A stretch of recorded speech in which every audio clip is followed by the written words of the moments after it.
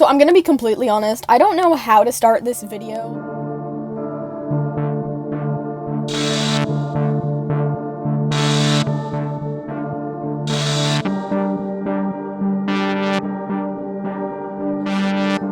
Coercion, because if I am choosing to consent.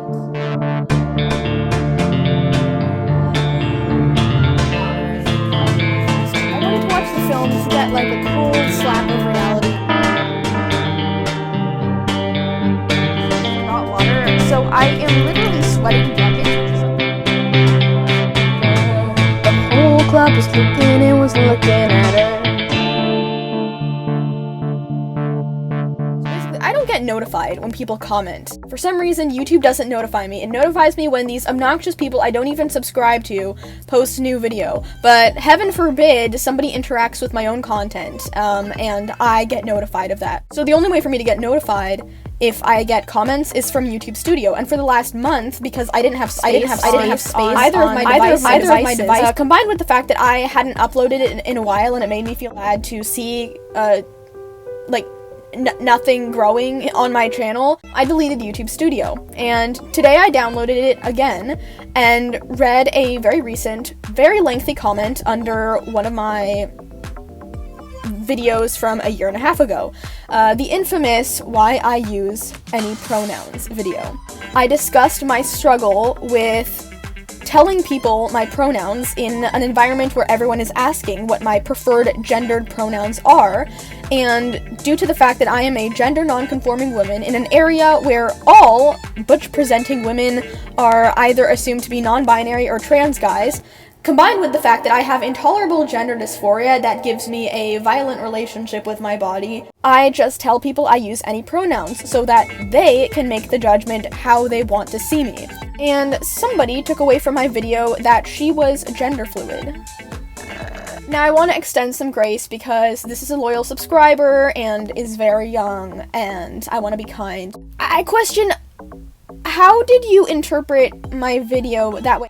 Because you like dressing masculine and feminine means you're gender fluid. What? In addition to that, this person— I don't know why I keep referring to her as this person. She said she's fine being called she. This person related to the song I Me Myself and interpreted the music to be about gender fluidity. And Okay, I'm gonna stop being nice. I'm sorry, I am royally offended that you would ask if I had ever heard of the most popular TikTok famous song by an artist I have been supporting for 2 years. I Me Myself on the Ukulele by Will Wood.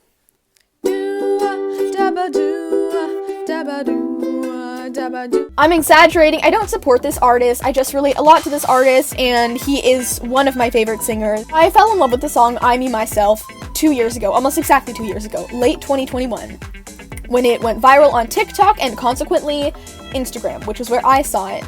And now you got me thinking, I wish I could be a girl in that way. You wish I could be your girlfriend, boyfriend. Am I pretty enough to lie to? Oh. And then I looked for other songs by Will Wood, and I fell in love with his other music. Have you ever died in a nightmare? Woke up surprised you hadn't earned your fate. Have you ever felt like Atlas threw you back out on the axis and collapsed and threw the planet away? You're trying to replace yourself, you're trying to replace yourself. You're trying to replace yourself, you're trying to replace yourself. You're trying to replace yourself, you're trying to replace yourself. You're trying to replace yourself, Coming in the back from a reckoning, looking in your black skin, sagging like a skeleton, levitating off the ground. He's another man wearing no face. I'll use a false identities, remedies or enemies to mitigate your memories. Don't die in my highnesses, only when I look at it, I'm looking at myself. I am not the sunshine, I am not the moon at night. Well, who else could I be when I can promise it? I am not the sunshine, I am not the moon at night. I'm no one else, I know it. So, I've actually wanted to make a video about Will Wood for a year? I didn't really know what I would talk about, except here are some songs I like. This is Will Wood. I don't know if you know who he is, but he's good. I recommend. You probably wouldn't like him, but because I feel like the majority of my audience is of the Generation Y, and they would really not enjoy Will Wood's music. But for the few Generation Z in my audience, you might enjoy his music. Alright, now that baby has stopped crying, if you were to search up Will Wood on Apple Music or Spotify, you would find 3 albums. However, if you look up Will Wood and the Tapeworms, you will find 2 more albums from even before that called Everything Is a Lot and Selfish. And my favorite album, and the only one that I've listened to in full multiple times, is the Normal album. I like some of his older work. My favorite song of all time by Will Wood is actually Aikido or Neurotic Erotic from his album Everything Is a Lot. And I don't really like any of the songs after the Normal album. Will Wood appeared out of the ether around 2016 with his band affectionately known as The Tapeworms. I don't really know why. My dog had tapeworm once. It was really gross. He kind of made a reputation for himself as being very enigmatic and mysterious. Shortly after he appeared, his band helped make a documentary about him where they role-played as reporters trying to get the inside information on Will Wood, and were driven insane by their inability to figure out the real Will Wood. But yeah, Will Wood has just intentionally made himself an enigmatic entity on the internet. He has lied in the past about having a daughter. He doesn't, but he kind of fantasizes about Eleven from Stranger Things being his daughter. It's a whole thing. It's weird. Will Wood is also distinct for his unique style of painting an extra eyeball on his forehead, wearing lipstick, wearing eyeliner and eyeshadow, wearing a fedora, having brightly colored hair or dyed hair or bleached hair, wearing patterned, chaotic clothing or women's clothing, just dressing in a very non-conforming way. So now I want to talk about the backstory of the song I Me Myself. Am I pretty enough to love back? No, not yet. I wish I could be a girl, and really I prefer it if you would use I Me Myself. I Me Myself is the 4th song in the Normal album, which is one of his later albums where he was beginning to rebrand himself, and the Normal album is very self-reflective and looking back on his journey as a young artist from 2016 to 2017. And to understand the context of the song, I want to go back in time to his journey with gender. So around 2016-2017, where he had branded himself as a man in makeup, he was wearing lipstick, eyeliner, eyeshadow, women's clothing, and around the same time, he identified as genderqueer. Some fans have started to harass me and my friends, believing that this song is an expression of some kind of transphobia. I normally tried to ignore the harassment, but I find the idea of this particularly disgusting. The song is, as I've said, about my experiences with my gender identity. It's none of your business, but I once identified as genderqueer, until I realized that my attraction to traditionally feminine things did not interfere with my identity as a man. I didn't want to define non-binary with my good old-fashioned cross-dressing because I don't want to speak for anyone else. I came to realize that my refusal and/or failure to meet the behavioral standards of my gender role did not make me less of a man. And anyone, cis or trans, who tells me that wearing makeup now and again makes me less of a man can shove it. After struggling for some time, I realized that my genderqueer identity wasn't necessarily for me, that I was wearing it as a prop in order to serve a purpose. The song is about my experience, and any amount of satire or targeted poking fun it does at people who are doing what I know I did at the time. Partially in the hopes of drawing people away from that toxicity I wish something had for me at the time. I admit that some lyrics were added after fans started refusing to accept that I am not trans, even going as far as to tell me to my face that I am regardless of what I tell them, and would not listen to my explanations of the song. My frustration with the fact that there were far more non-binary people refusing to accept my cisgender identity than there ever were cisgender people refusing to accept my genderqueer identity likely had me writing with a little more venom than I would have otherwise. But the target is still, when it comes down to it, myself. To boil it down, the song is about how I respond to my frustration with the limitations of the male gender role, the maladaptive ways I've coped with that frustration, and trying to figure out if this experience or any other regarding my gender can or should define me. It reaches the same conclusion that most of my work does, and that is nothing is real, and that if something is hurting, we have the power to cast it off. As I said with my entire second album, clinging too hard to one's identity in the wrong way can hurt oneself and others, and I know for sure that's what I was doing, and anyone who has attacked me or my friends over it is likely doing that too. Seriously, at least have the basic human decency to leave my friends out of it if you can't resist abusing me. I, as I've said clearly, wholly and firmly support the movement for the acceptance of non-binary gender identities. I myself would call myself cisgender, but I believe it's incredibly important that we as a society move toward a place where gender roles no longer limit us, control us, and hurt us. I can only clarify so much better without just repeating what I've already written, so we'll leave it at that. The reason that he identified as genderqueer was because he was a gender non-conforming man, and he was using genderqueer as a crutch. So the song actually got a lot of backlash, so much so that multiple versions of the song came out. And I really think that the original version has so much power to it that the later versions don't have as much. And the main difference is the bridge. So the current bridge or interlude is eating your prosthetic, meet your anesthetic criteria. Pathetic seeing you become copacetic. Say my name like a slur, but I've been called worse, and I've heard it all before. No, this isn't a first. Let me be the void you fill with. Taxidermy fingerprints. Taxonomize our differences. I'm quantum physics. My witness brings me into existence. Now, I had a hard time understanding that, and maybe you did too, so you know what, maybe I actually am born in the wrong generation. That's a joke. But let me read you the original lyrics for the bridge. Lately, I've been wishing I were 5'5", weighing 99, wearing high thighs. Now, first of all, I am not even 5 foot tall, and I am 95 pounds. And I'm already pretty skinny for my height, so Imagine being 5 inches taller and only 4 pounds heavier. additionally, the mention of wearing thigh highs. Thigh highs are a reference to thigh-high socks and belt loops and harnesses that a lot of prostitutes in general are seen wearing or portrayed wearing, and Will Wood is admitting that he fantasized about being an extremely underweight, sexually provocative woman, while also recognizing that that is extremely misogynistic, and being aware that this desire he had to be this kind of woman appealing to men was a fantasy. Would you please objectify me? I'm just a hunk of burning self-loathing. It talks about Will Wood's struggle with self-loathing and that he wants to be objectified as a woman because it makes him feel desired. There's dirt in my water. I think this is actually the main reason that this song got so much backlash. Would you please objectify me? I'm just a hunk of burning self-loathing. My evidence, my witness, my pronouns, and your business shit. That's, frankly, very autogynephilic.